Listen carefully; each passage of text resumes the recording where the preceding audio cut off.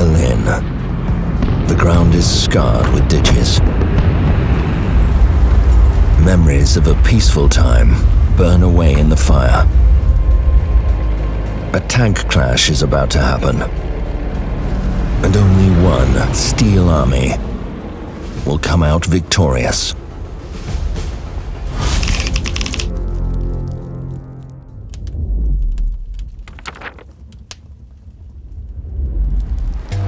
Near the River Spray's meanders, 15 tanks were preparing for the upcoming battle. They were just at a stone's throw from the railway station.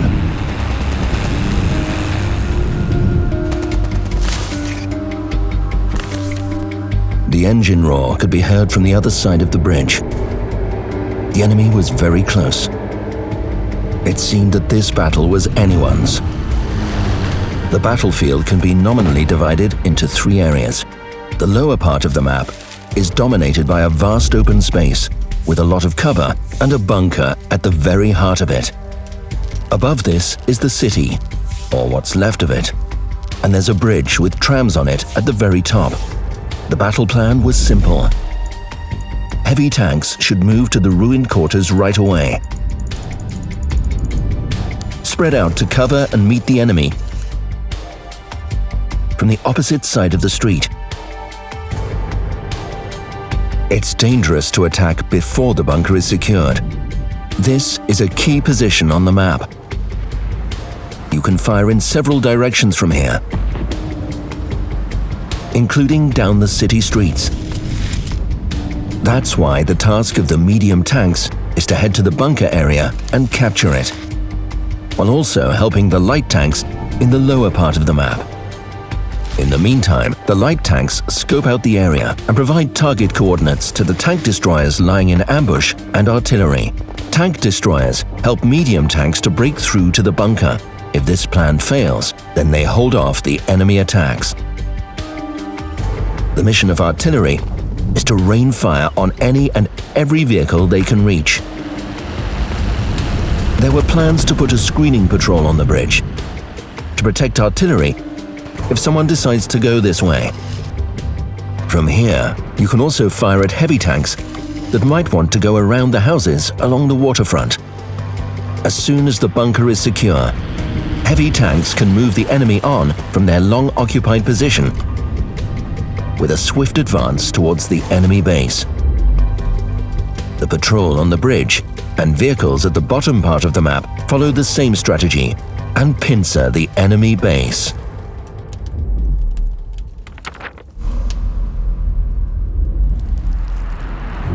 It was a good plan that forgot to take into account just one thing: human nature.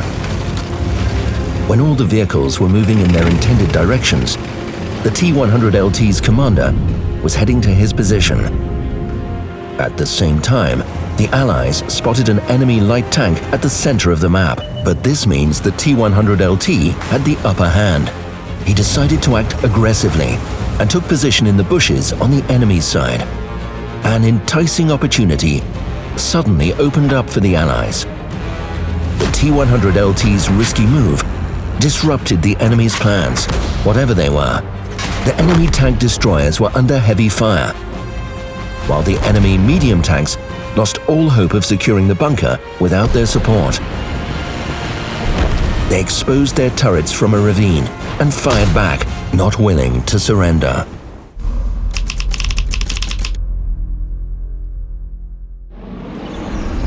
A single tank destroyer was stationed near the bridge with the trams. The T-30 had just one task: protect the artillery by making sure no one makes it over the bridge. His mind was elsewhere. In the very thick of battle, he thought of taking out enemy vehicles one by one, wanting to stand out among his other tankers.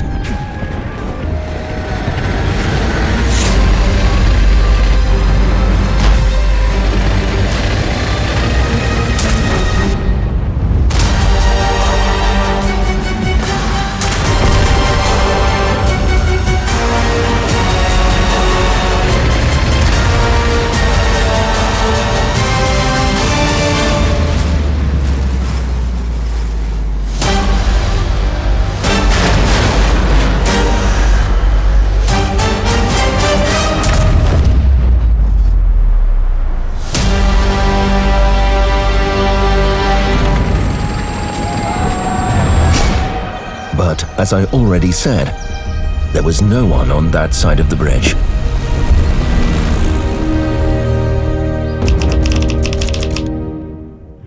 Several hundred meters away from the TD, the Allied heavy tanks were taking safe positions in the building ruins.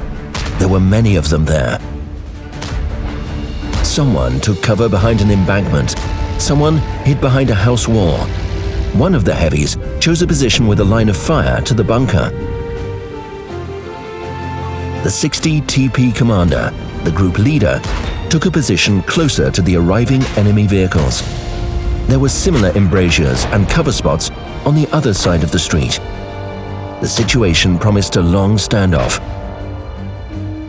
Each tank attempting to strike their foes' weak spots, trading hit points, but the hope that the Allies would capture the bunker remained. So the heavy tanks were in their element.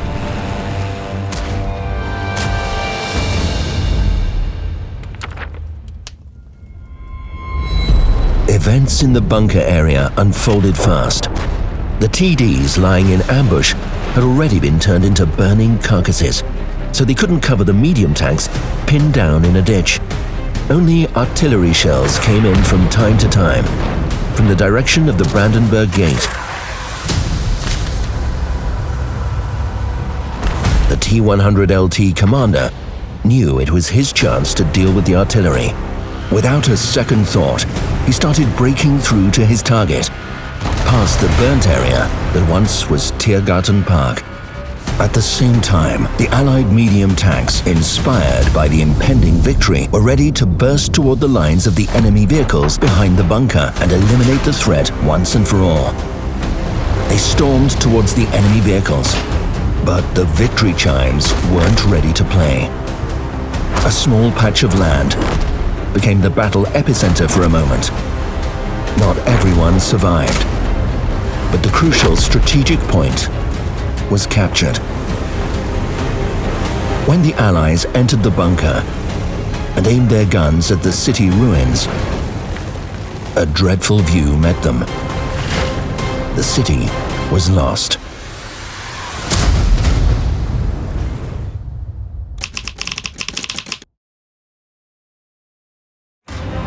Heavy tanks leisurely fought in the living Korta ruins.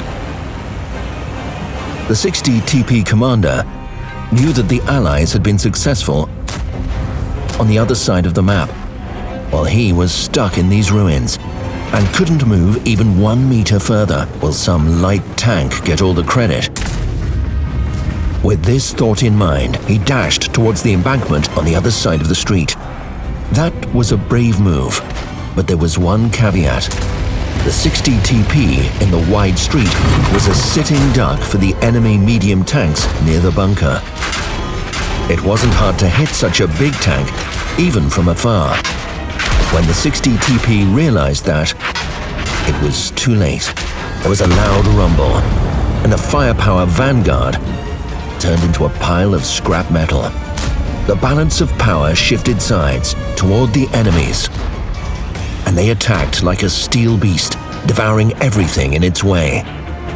At the same time, the medium tanks captured the bunker. They barely had time to fire at the enemy vehicles bursting into the other side of the city. It was clear that the initial plan failed because of the 60 TP's actions. But what was more important, the enemy plan was now known. Capture the base behind the Kroll Opera House.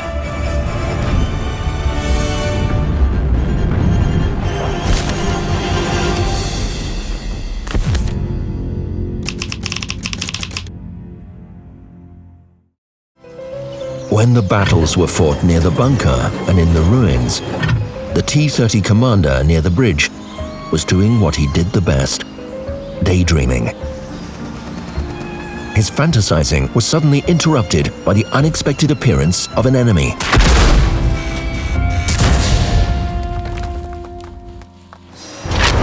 The artillery's help was invaluable, but the enemy SPG figured out the position of its counterpart from a tracer. However, there was no time to reflect. The siren went off.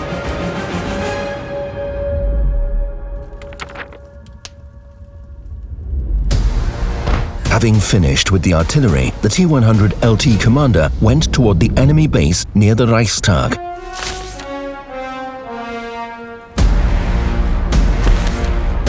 Capturing the base single-handedly and leading everyone to victory. Isn't that something to be proud of?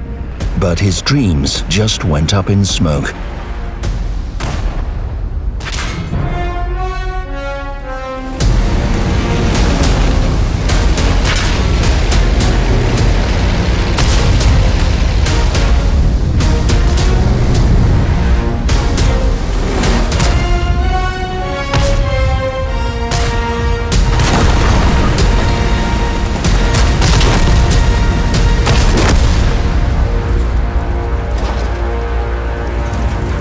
At that moment, the enemy started capturing the base near the Opera House. The T-100 LT wanted to bomb across pretty much the whole map to reset the cap, but realized it was better to start capturing as well.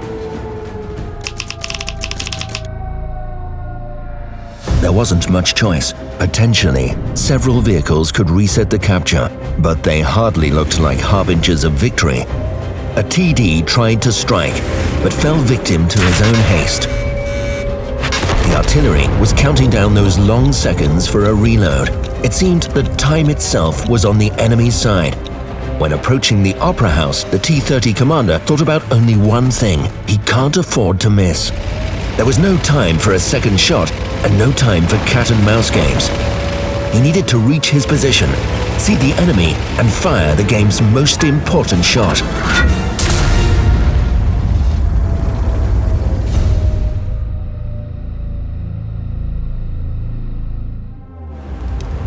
You know, I noticed a pattern. Some battles are not won by skill alone. Sometimes luck is your best ally, and improvisation is the best strategy. But the thing is, you can't rely on luck. You can't know whose side it's on. No one knows what awaits you on the Berlin map. That's why it's even more interesting to visit it for yourself. Have the basic plan, and then improvise. Good luck on the battlefield.